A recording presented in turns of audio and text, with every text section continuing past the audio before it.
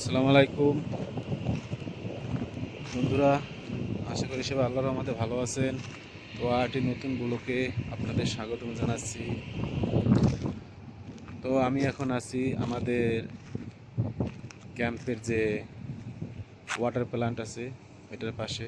তো আজকে আপনাদের একটু ওয়াটার প্ল্যান্টটা আর সাথে জেনারেটর প্ল্যান্ট দেখাবো।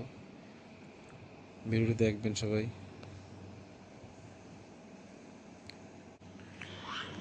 তো সামনে যে ট্যাঙ্কিটা দেখতেছেন এটা হলো জেনারেটরের জন্য ডিজেল ডিজেল ট্যাঙ্কি। এর ক্যাপাসিটি হলো 20,000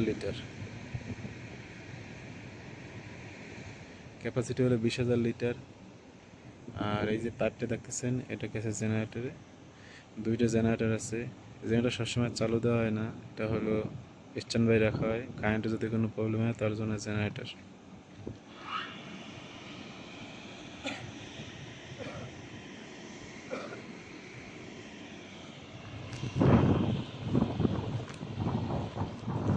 আর জেনারেটরের পাশেই যে ছোট্ট রুমটা দেখতেছেন ওটা হলো কন্ট্রোল রুম আর কি, পাওয়ার কন্ট্রোল রুম। এর ভিতরে প্যানেল বোর্ড আছে, ইলেকট্রিক প্যানেল বোর্ড। এই জায়গাতে পুরা পুরা ক্যাম্পের পাওয়ার কন্ট্রোল এই জায়গা থেকে করা হয়।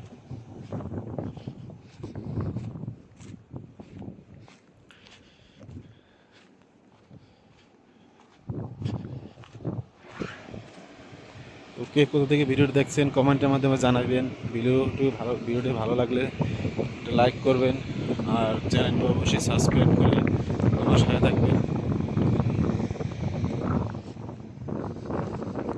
তো ওই যে লাল লাল কালারের পাইপগুলো দেখতেছেন, সাথে মোটর, ওটা হলো ফায়ার প্লান্ট, অগ্নি প্রতিরোধক ব্যবস্থা।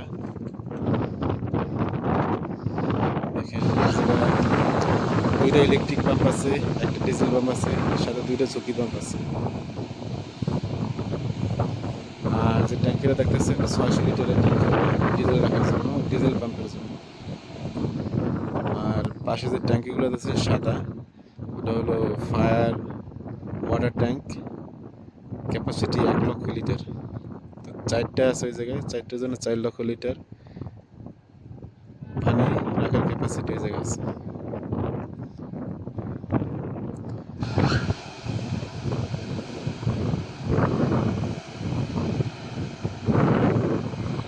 আর এই পাশে দেখতেছেন এটা হলো ওয়াটার প্ল্যান্ট।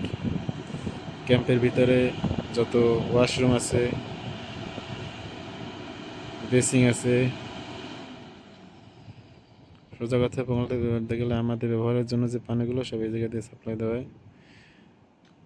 দেখতেছেন এই জায়গায় 3টি মোটর আছে।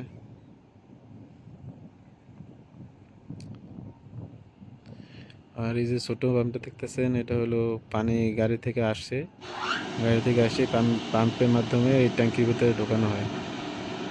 কারণ আমাদের বাংলাদেশের মতো না যে মাটির নিচ দিয়ে পানি উঠে। সৌদি আরব সব জায়গায় পানি উঠে যায় না, পানি দূর থেকে কিনে এনে গাড়িতে করে এনে এই জায়গায় সাপ্লাই দেওয়া হয়। 3টা ট্যাঙ্কি আছে, 1,00,000 লিটার ক্যাপাসিটি, 3,00,000 লিটার পানি রাখার ক্যাপাসিটি এই জায়গায় আছে।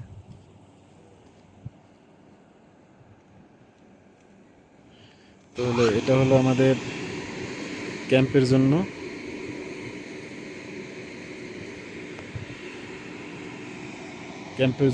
পাওয়ার ইউনিট বলতে পারেন, ফায়ার ইউনিট বলতে পারেন, প্লাস ওয়াটার ইউনিট বলতে পারেন, মানে তিনটা এক জায়গায় আছে।